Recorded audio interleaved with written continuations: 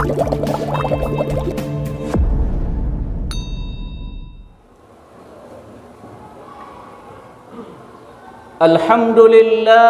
qail yarfa'illahu alladhina amanu minkum walladhina utul ilma darajat. Alhamdulillahi rabbil alamin alladhi faliqal habbi wan nawa wa syahida kulli najwa wa alima kulli balwa wa ya'lamu ma fil barri wal bahr wa ma tasqutu min waraqatin illa ya'lamuha wa la ratbin wa la yabisin illa fi kitabim mubin. Asyhadu an la ilaha illallah wahdahu la syarika lah wa asyhadu anna Muhammadan abduhu wa rasuluh alladzi la nabiyya ba'dah wa qad adda al-amanah wa ballagha ar-risalah wa nasaha al-ummah wa kashafa al-ghummah wa jahada fi sabilillahi ta'ala hatta atahu al-yaqin. Allahumma fassalli wa sallim ala hadha an-nabiyil karim wa ala alihi wa ashabihi wa azwajihi wa dhurriyyatihi wa itba'ihi wa ila ummatihi ila yaumiddin.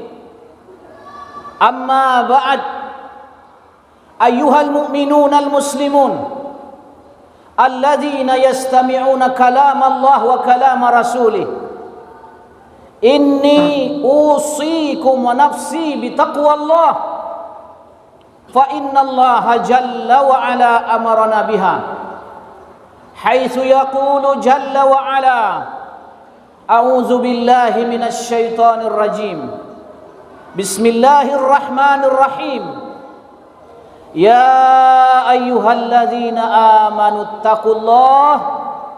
ittaqullaha haqqa tuqatih wa la tamutunna illa wa antum muslimun. Wa'lamu ya ibadallah innakum tarji'una ila Allah wal tanzur nafsum ma qaddamat lighadin wattaqullah innallaha khabirum bima ta'malun. Bapak Saudara sekalian, sidang jemaah Jumat yang dirahmati oleh Allah Subhanahu wa taala. Tiada bahasa yang lebih indah, tiada kata yang lebih mahal selain kata-kata pujian, selain bahasa pujian terhadap Rabbul Alamin, Allah Jalla Jalaluh,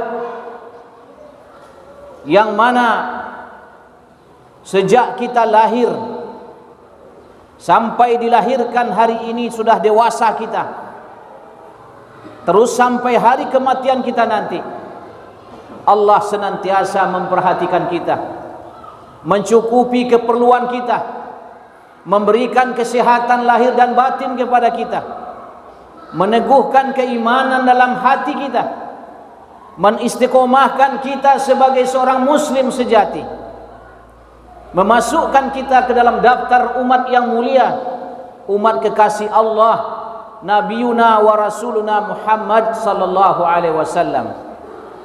Rasulullah sallallahu alaihi wasallam dalam kitab Imam Musnad Imam Ahmad bersabda dalam hadis sahih, innal jannata la hurrimat 'alal anbiya hatta adkhulaha wa innal jannata la muharramatun 'alal umam hatta tadkhulaha ummati, atau kama qala alaihi salatu wassalam. Sesungguhnya para rasul, para anbiya, Allah mengharamkan kepada mereka untuk memasuki surga sebelum aku terlebih dahulu masuk ke dalam surga itu, kata Rasulullah. Dan seluruh umat para rasul, para nabi yang terdahulu, sejak umat Nabi Adam sampai umat Nabi Isa alaihissalam, Allah haramkan untuk masuk surga sebelum umatku terlebih dahulu dimasukkan oleh Allah ke dalam surga. Kita datang paling terakhir, dimasukkan oleh Allah ke dalam surga paling awal. Ini satu kemuliaan yang patut kita syukuri senantiasa. Tidak cukup pada hari Jumat saja khatib mengajak kita bersyukur. Bahkan setiap napas yang keluar dan masuk dari dalam badan kita ini, wajib kita bersyukur atas perkara ini. Mudah-mudahan kesyukuran ini kita mendapatkan satu jaminan dari Allah, sebagaimana Allah firmankan dalam surah An-Nisa, "Ma yaf'alullahu bi'adzabikum in syakartum wa amantum wa kana Allahu syakiran alima." Allah tidak akan pernah menyiksa, tidak akan pernah menganiaya, apalagi mensia-siakan satu orang hamba, baik laki-laki ataupun perempuan, yang selalu bersyukur kepada Allah siang dan malamnya. Dan Allah adalah sebaik-baik tempat kalian bersyukur ataupun berterima kasih.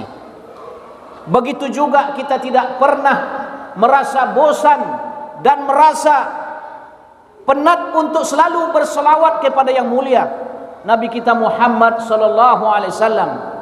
Imam Bukhari menukilkan dalam satu riwayat hadis yang sahih sekali.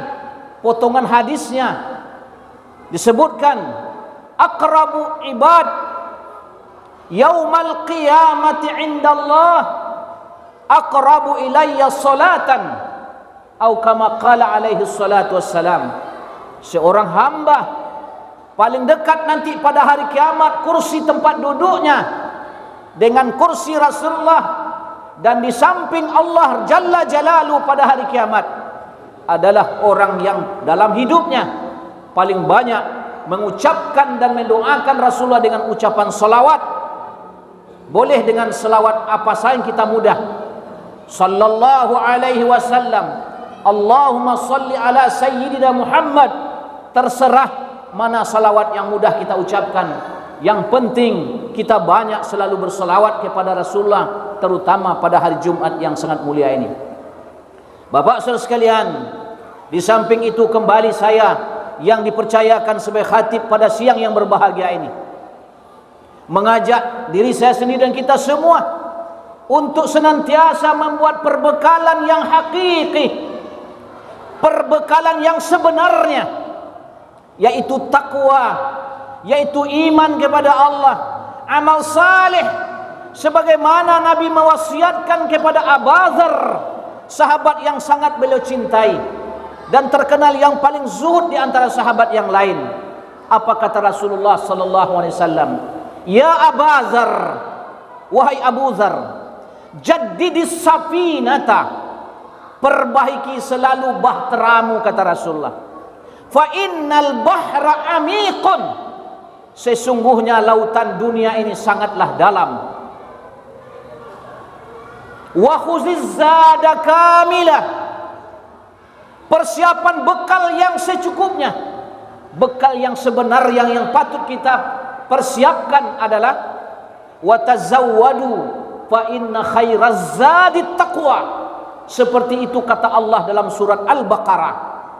Bekal yang patut kalian siapkan semuanya, yang bekal yang hakiki ketika sakaratul maut, ketika di alam barzah di kubur, ketika dibangkitkan dari kubur, ketika dikumpulkan di padang mahsyar, ketika menerima catatan hisab dan kitab, ketika mau dilewatkan di titian siratal mustaqim, ketika melewati di bawahnya ada neraka jahanam, di depan ada surga. Di situ sangat kita butuhkan bekal yang hakiki ini, yaitu bekal takwa kepada Allah Subhanahu wa taala.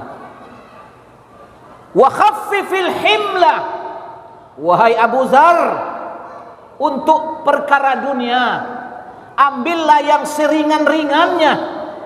Artinya apa? Jangan dengan perkara mendapatkan perkara dunia ini, urusan akhirat kamu lalai, urusan akhirat kamu terbengkalai. Yang mana perbekalan yang sepatutnya kamu siapkan, kamu ganti dengan perbekalan yang tidak akan menjadi hakikat bersama kamu setelah kematian itu. Ringankan tanggungan dunia, fa innal uqbata kaudun. Sebab apa?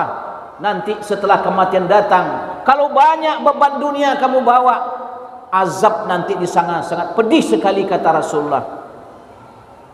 Wakhlisil amala, wahai Abu Dzar, ikhlas selalu dalam beramal. Fa innan naqida basirun. Kenapa kita perlu ikhlas? Kata Rasulullah SAW, Allah Rabbul Alamin yang melirik kamu, yang selalu melihat kamu, senantiasa mengintai kamu siang dan malam. Ma yalfizu min qaulin illa ladaihi raqibun atid. Tidak satu huruf pun, tidak satu kalimat pun yang keluar dari mulut kamu kecuali di kanan kamu ada malaikat raqib dan atid di sebelah kiri untuk mencatatnya.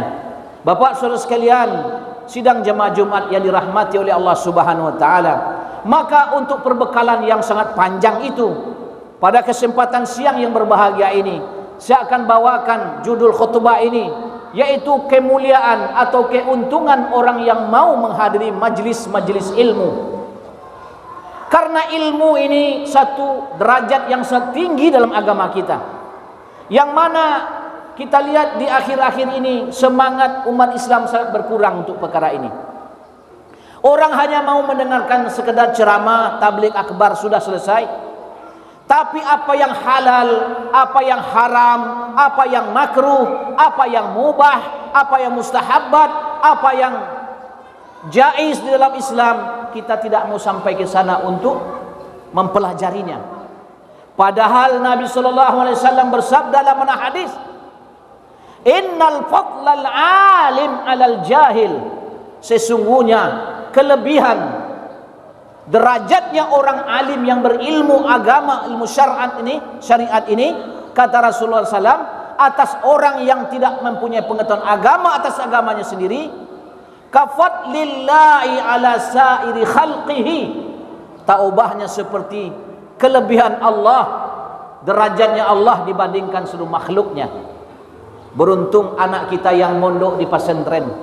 Kalau kita mungkin tidak akan sanggup lagi mondok karena sudah punya cucu barangkali, ataupun kalaupun masih ingin mondok, mungkin ibarat kata orang kampung kami, kaset kita sudah kusut, dapat A tinggal ba, dapat ba tinggal A, sudah kusut kasetnya, tidak bisa lagi diputar.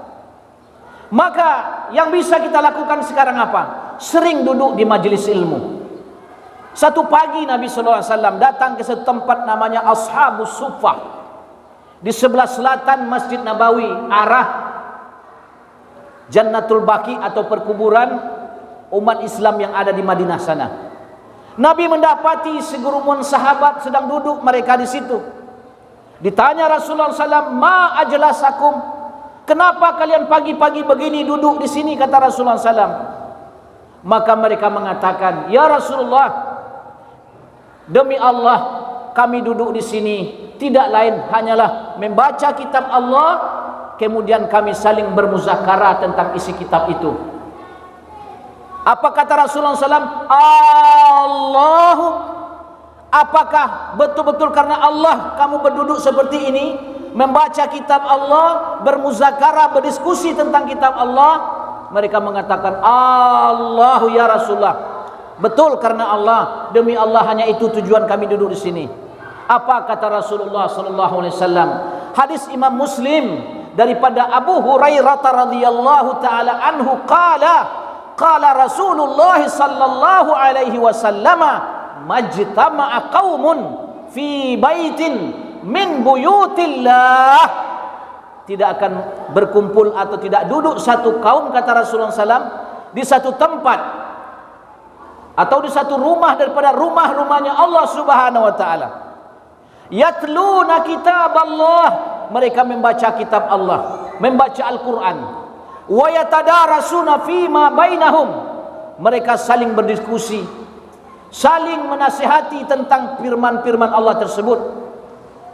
Apa janji daripada Rasulullah sallallahu alaihi wasallam? Illa nazalat alaihimus sakinah, kecuali kata Nabi, orang tersebut berapapun banyaknya dosanya, berapapun banyaknya kesusahan hidupnya, Allah melalui lisan Rasulullah SAW menjamin akan dimasukkan ketenangan dalam hatinya.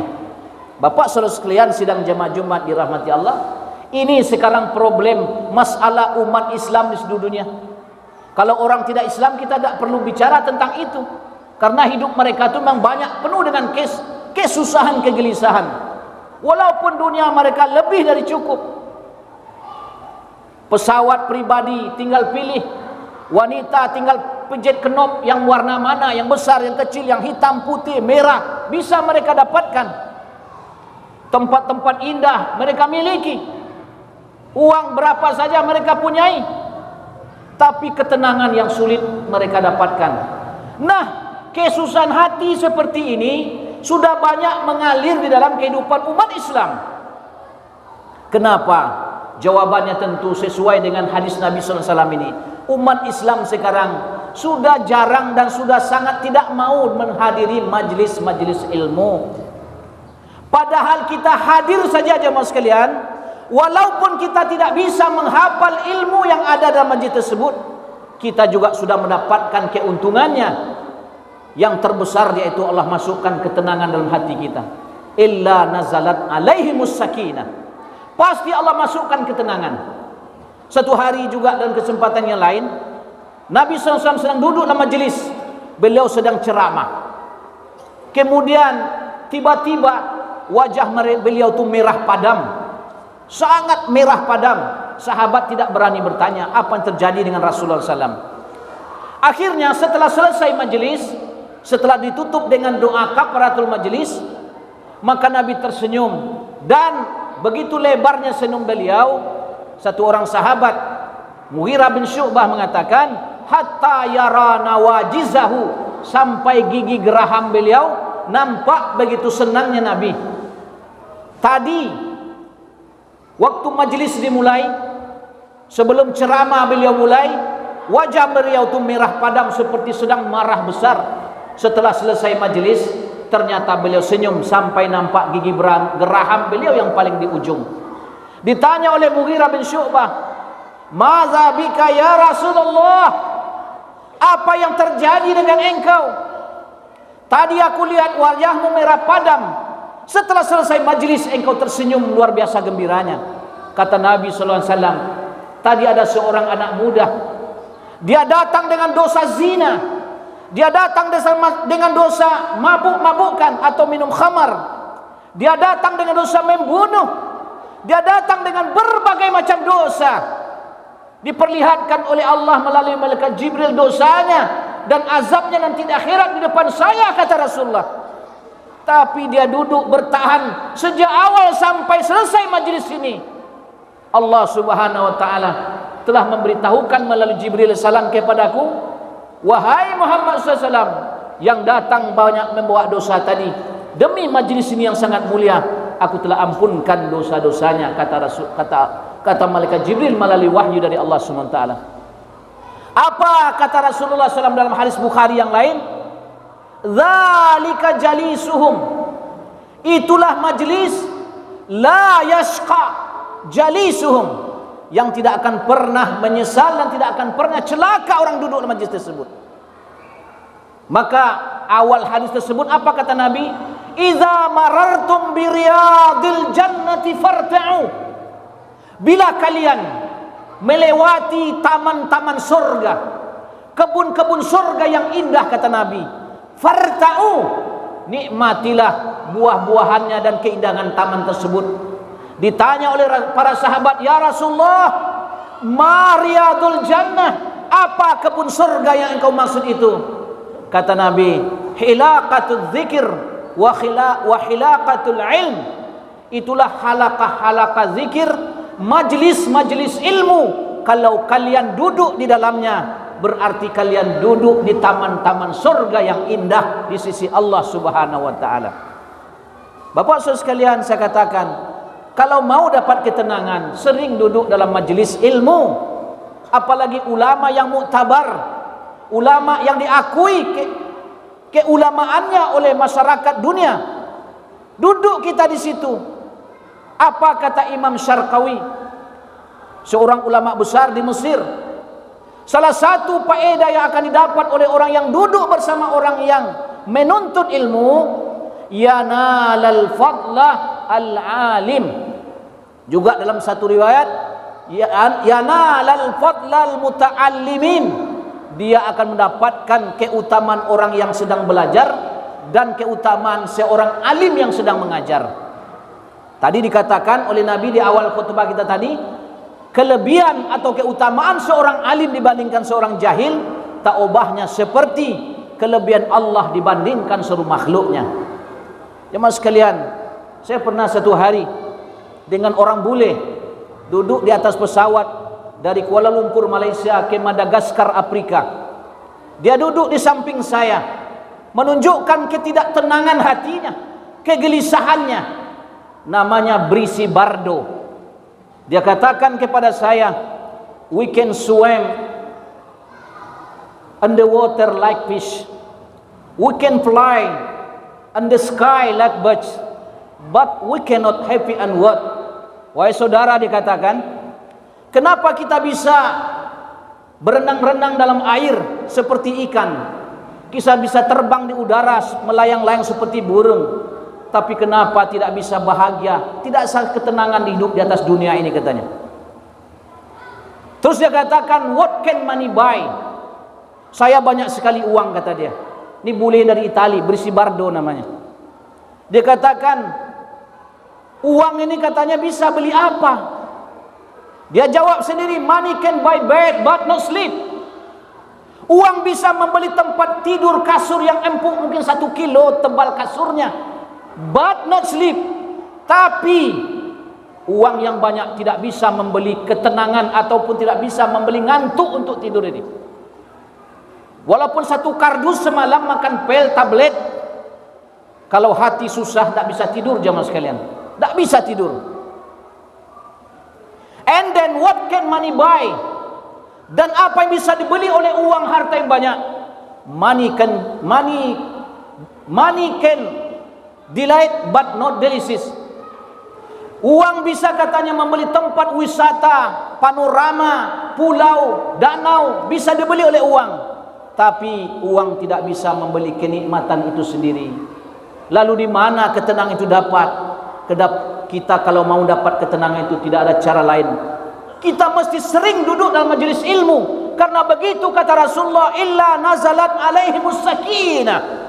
Orang yang sering duduk dalam majelis ilmu pasti dikasih ketenangan oleh Allah. Kalau sudah dapat ketenangan, walaupun gunung mau letus di depan kita, kita santai-santai saja. Tapi kalau hati susah, ketenangan tidak ada dalam hati kita ini, walaupun hanya seekor lalar hinggap di pipi kita, rasanya seperti gunung mau meletus.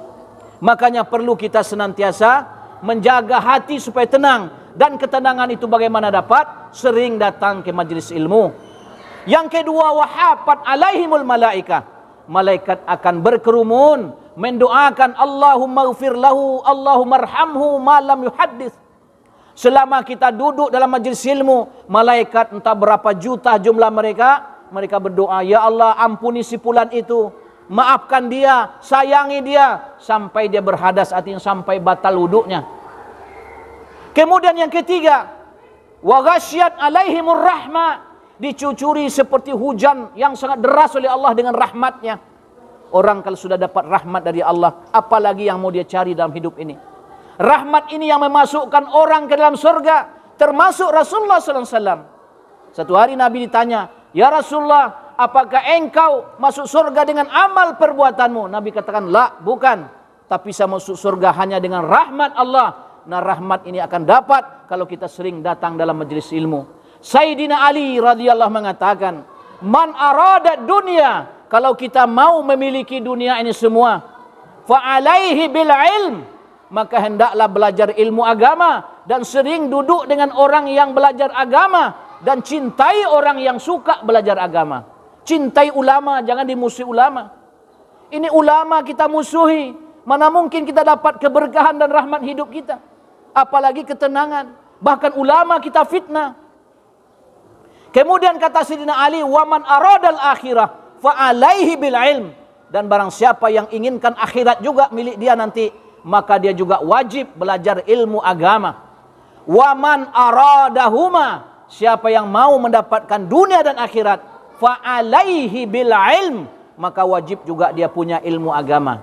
Dan untungnya ilmu agama ini, kita bisa menyelesaikan segala masalah-masalah tengah umat. Kadang antara seorang suami istri cara rujuk, orang tidak mengerti. Salah satu kisah yang saya sampaikan di akhir khutbah ini, Khalifah Harun Ar-Rasyid telah mengatakan kepada istrinya Zubaidah, dalam keadaan marah dia mengatakan, "Wahai Zubaidah, kamu sudah saya talak 3. Saya talak 3 kamu, dan talak kamu tidak bisa dikembalikan dan tidak bisa dibatalkan sebelum sampai terbit fajar besok kamu keluar dari kerajaan saya," kata dia. Lalu setelah dia sadar, kerajaan Harun Ar-Rasyid sejak dari Baghdad Irak sampai ke ujung Maroko Maghrib sana. Mana mungkin ketika itu tidak ada pesawat. Kalaupun ada pesawat, tak akan mungkin bisa, dia akan kembali ke tempat semula sebelum terbit fajar shadiq atau subuh hari. Maka dia gelisah. Ini istri sudah ditalak 3. Kalau dia tidak keluar dari kerajaannya sampai terbit fajar besok, dia sudah ditalak 3. Maknanya tidak bisa lagi jadi istri dia selama-lamanya. Risau. Akhirnya dilihat oleh Zubaidah, "Wahai Tuhan, kenapa Tuhan kok gelisah seperti ini?" "Wahai Zubaidah, tadi saya silap dan keadaan marah. Saya telah mentalak kamu 3, dan saya telah bersumpah tidak akan mungkin lagi menjadi suami kamu sebelum kamu keluar dari kerajaan saya sampai besok pagi terbit fajar. Dan kamu tahu kerajaan saya sejak dari Baghdad sampai ke Maroko sana." Apa kata Zubaidah? "Wahai Tuhan, kenapa Tuhan kok risau seperti itu? Jangan seperti itu, susah. Tuhan datang ke seorang alim. Ada ulama besar di sini, Abu Yusuf rahmatullah alaih. Ulama besar di zaman itu, di zaman Khalifah Harun Ar-Rasyid. Beliau adalah murid tersayang dan terpintar Imam Abu Hanifah rahmatullah alaih. Dan dialah yang paling banyak menulis fatwa-fatwa dalam kitab mazhab Imam Abu Hanifah yang tertua dalam Islam. Akhirnya dia katakan, iya juga ya. Akhirnya datang dia ke rumah Abu Yusuf rahmatullah alaih. Dikatakan, "Wahai Abu Yusuf, saya telah mendapatkan musibah besar sekali." "Apa musibah wahai Tuan Khalifah?" Dia ceritakan tadi seperti itu, bahasanya dia telah mentalak 3 istrinya sebelum istrinya keluar dari seluruh kerajaannya sampai terbit fajar. "Saya tidak bisa lagi kembalikan istriku kepadaku." Maka tersenyum Imam Abu Yusuf. Ini untungnya kita sering duduk dalam majlis ilmu, dan pentingnya kita belajar ilmu.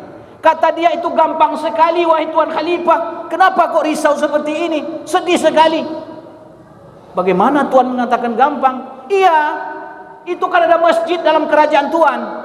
Di dalam istana Tuan itu ada masjid situ." "Iya, ada masjid. Nanti malam suruh Zubaidah istri Tuan itu itikaf situ sampai fajar. Besok setelah fajar gauli istri Tuan. Itu sah. Istri Tuan tidak ditalak. Bukan talak 3 saja, talak 1 pun tidak jatuh." "Bagaimana mungkin?" kata dia. "Kerajaan saya kan sejak dari Baghdad sampai ke Maroko sana, ke Maghrib." Dia katakan, "Siapa mengatakan kerajaan Tuhan sampai ke sana? Al-Quran mengatakan, wa annal masajida lillah fala tad'u ma'allahi ahada." Dalam surah Jin. Sesungguhnya masjid adalah kerajaan-kerajaan Allah. Masjid tidak termasuk kerajaan Tuhan. Walaupun berada dalam istana Tuhan, tapi masjid tidak termasuk kerajaan Tuhan. Masjid adalah kerajaan Allah Subhanahu wa taala. Seperti masjid ini, walaupun orang terkaya di Sungai Tambang ini membangun masjid ini, kalau sudah dibangun bukan milik dia lagi, milik Allah, dan diserahkan ke kaum muslimin, muslimat sedunia. Inilah untungnya ilmu, jemaah sekalian, dan inilah perlunya kita duduk dalam majlis ilmu. Mudah-mudahan Allah SWT berikan kemudahan senantiasa dalam hidup kita untuk senantiasa bergaul dengan orang alim, dengan ulama, dan dengan orang-orang yang saleh yang senantiasa mencintai ilmu agama seperti Nabi dan para sahabat. Fa'tabiru ya ulil absar la'allakum turhamun.